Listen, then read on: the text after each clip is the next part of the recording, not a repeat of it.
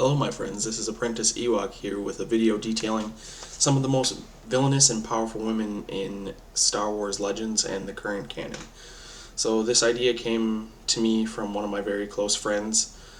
We discussed how Phasma was not, utilized for a character that actually had an interesting design and was played by such a great actress. Kind of felt she was wasted in the new Secret Trilogy. So my friend asked me if I would do a video going over some of the female villains that also had good designs or characters that not everybody may be aware of, that aren't in the the main trilogy films. So I hope you all really like this video, and here we go. Alright, so let's start at number 5, Mother Talzin from the animated Clone Wars series. She's the leader of the Night Sisters during this time. She's been alive for a really long time, and she's very powerful, so it's really cool to see her arc. She's the mother of Darth Maul and Ashajj Ventress.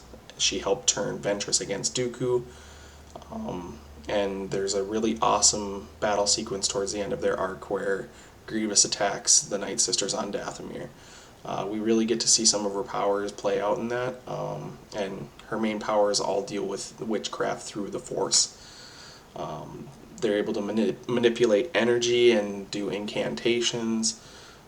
She's able to summon a protective barrier that Force lightning and blasters can't penetrate. She can also summon Force lightning, which is pretty cool. She was able to fix Maul's broken mind and body. She gave him new cybernetic legs. And then she was also able to help Ashajj Ventress grow and become the intimidating figure that he is through some of those incantations.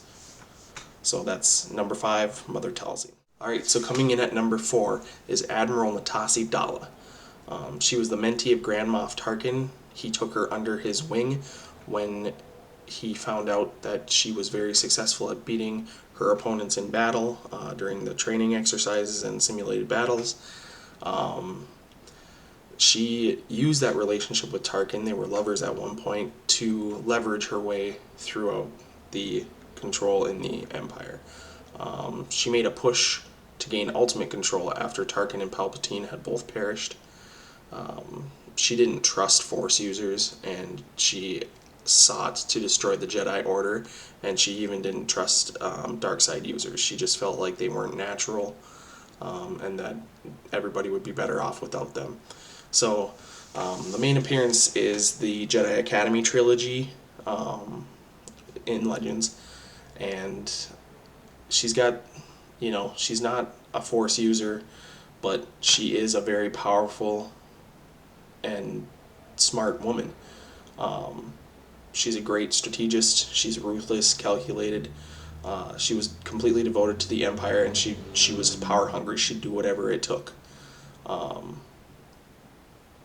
Yeah, she's just, there's not much that I know about her, and I don't want to get too much into the plot because there was a lot on Wikipedia that I saw, and it would just take too long to delve into. But very interesting character, and very interesting to see, a woman admiral working her way up through the Empire, especially during that time period. Alright, so at number 3 is Ashajj Ventress, a very popular character in the Star Wars universe.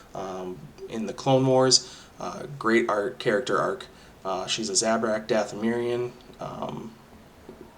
She was trained by Count Dooku to be a Sith assassin. She was a former Jedi Padawan who went rogue after her master died.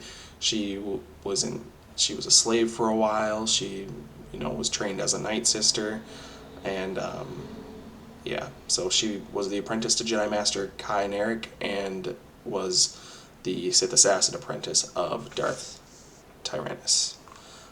She's very powerful. It's really fun to see her in the Clone Wars.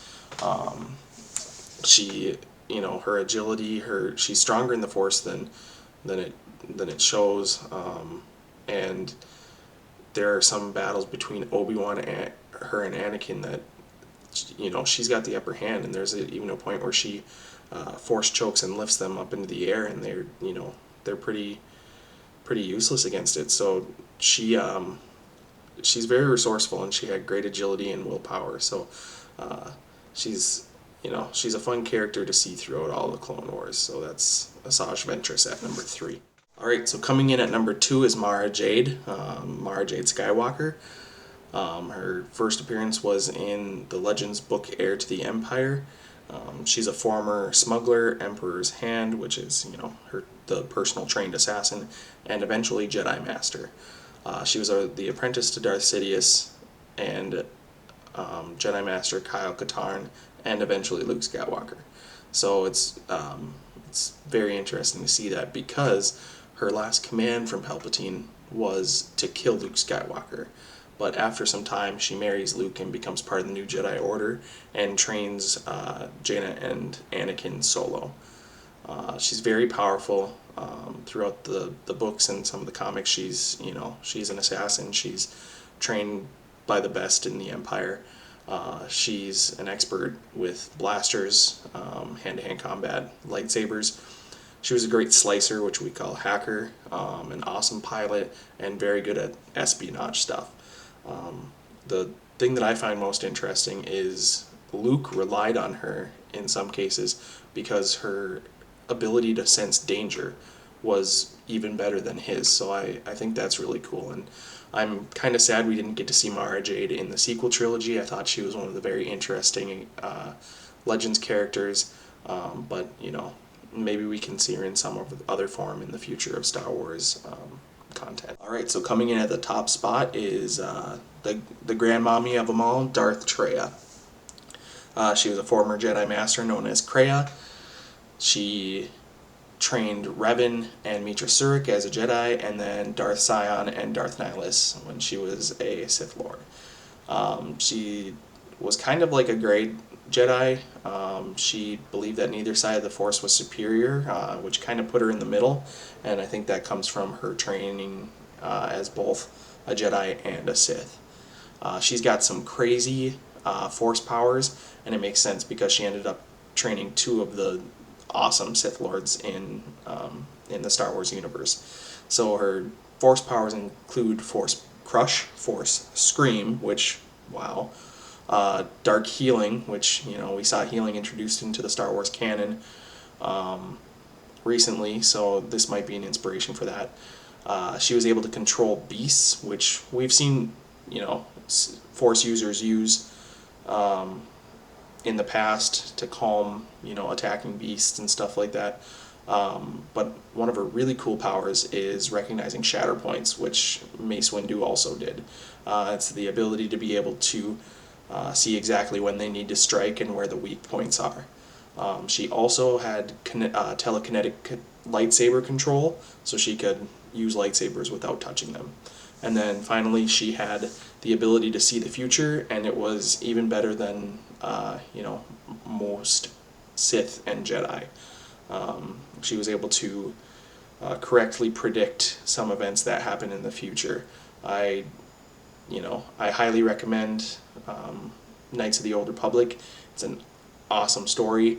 I'm going to go back and play it. I haven't played it in such a long time, but I've been watching videos about it, and those characters are just so cool, so I highly recommend that Star Wars content. Alright, so there it is. There's my top 5 list of villainous females in the Star Wars EU and canon. I had a lot of fun with this, and I hope my friend really enjoys it. Thank you for sticking around for my first long video, and I hope to make more videos like this about any topics that you guys are interested in.